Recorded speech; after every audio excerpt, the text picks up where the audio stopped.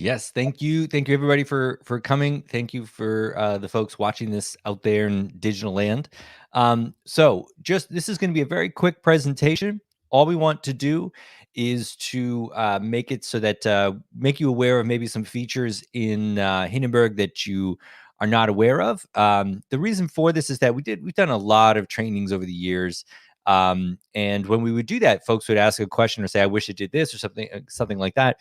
And there may be things that are in Hindenburg that it does that you're not aware of, and you can't know what you don't know. So the whole idea here is to just kind of highlight one thing once a month and just kind of show that show a feature maybe you don't know about. And after that, of course, we're going to stop this live presentation. We will be at the tables. So there you can share sessions with us, anything like that. Rebecca did a great job saying all the stuff that's in AirMeet. The Q&A tab. If you have any questions, definitely put them there. We can put them up on the screen. Other people can see them. But if you want to, we'll be out at the tables and you can just talk to us there. So the whole idea with this first one is going to be about cutting. Two types of special cutting that you may not be aware of that's even there. Okay. So to show this, I'm going to show you kind of a use case first. So let's say, oh, by the way, when I'm showing this stuff, you're viewing this in a browser, so it may be a little bit easier to view this in full screen. And even the window, you can put this in full screen when I get to stuff in Hindenburg. But this is just some text, right? So the reason I'm showing this is that this is a script that Becca edits a lot of podcasts. I've done a lot of this kind of stuff. And so what you'll often get is something that looks like this. And it'll have, you can see on the left side, there's just some time code stuff here. Like it says, at this point, say this, put this thing here. So this is where the person has already decided, maybe the producer of the show, something like that, that they want to have, these are the takes that they want to have, and this is where they want to have them, quite frankly, because they've already kind of figured that part out.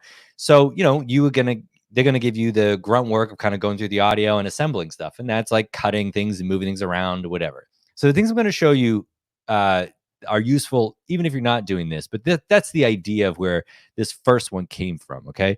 So over here in Hindenburg, okay, so we've got this is just a random session here. Okay. But let's say if I was looking at something like that and I got hired to do that job, I would put some markers in personally. Some of you might be familiar with that. You just put in some markers in the timeline, and then I would have the clips that I wanted to be, lined up. But maybe the clip that you have is something you have to cut, right? Like the part I need to have that's lined up there is this part over here. Okay, so if that was the case, maybe I do something like highlight and make a cut. Okay, so you guys are probably familiar with this, all right? With making a regular cut. All right, so I just made a in and out selection, and I'm going to press the X key or go up here and put this cut button, and that's what happens there. Okay, so there's cut, and then there's delete or clear. Okay, clear will leave a space. Okay, that's kind of basic stuff. A lot of people know that. If you do cut, it will cut this out. But if you look, what it's doing is it's cutting and it's snapping the outside of these regions together, but it's always going from right to left, okay, like this. So this right side snapped next to the left side. And the reason that that can be a drag is that if you're doing something where you have a script like this, oftentimes what people would do with this is they'd actually edit and they'd start editing at the end of it because all of your cuts have to like line up with this timeline. So anyway, if you're doing that or you're not, there's just another way of doing a cut where there are two ways of doing this where things are a little bit different. So if I wanted to cut this stuff out, but instead of it going right to left, if I wanted it to go left to right, like let's say I wanted this is where this had to line up, but I need this part, to be here.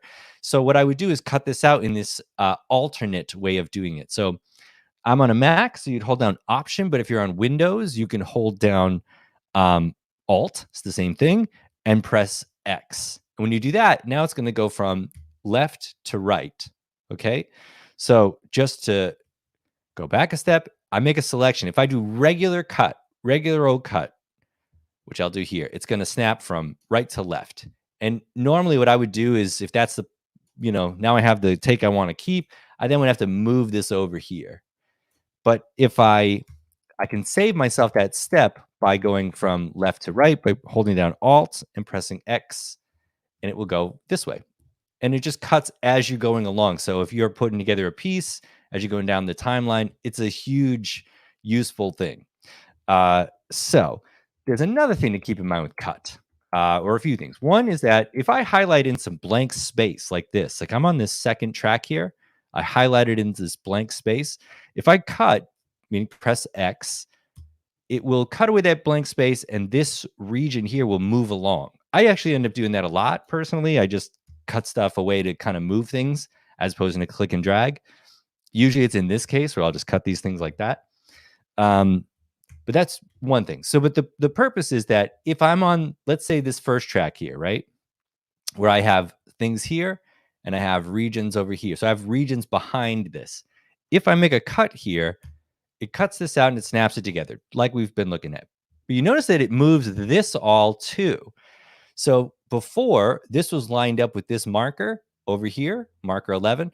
And then I'm going to make this cut. It cuts it. And now it's no longer aligned there, right? Because I did a cut here and everything shifts. So that's kind of a hassle. Again, like if you've already got stuff lined up and you do a cut, maybe you don't want everything to shift over. So there's a way to do this without having that happen. Okay. And it's a little bit quirky on the key commands. But I'm going to say one thing. I'm going to interrupt myself. So when you're doing anything with key commands in Hindenburg for common keys, like I keep saying X is for cut, okay, as opposed to coming up here and doing that, there are a handful of very common keys like cut, copy, paste, basically, that we've made one key edit commands for. And for other things, that's not there. So we don't have 300 one key edit commands. So for some things, you have to press like Command or Control and the key for it, right? So normally this would be Command X, okay? It's just that I have that one key edit command thing happening, so it'll just do it with regular old X.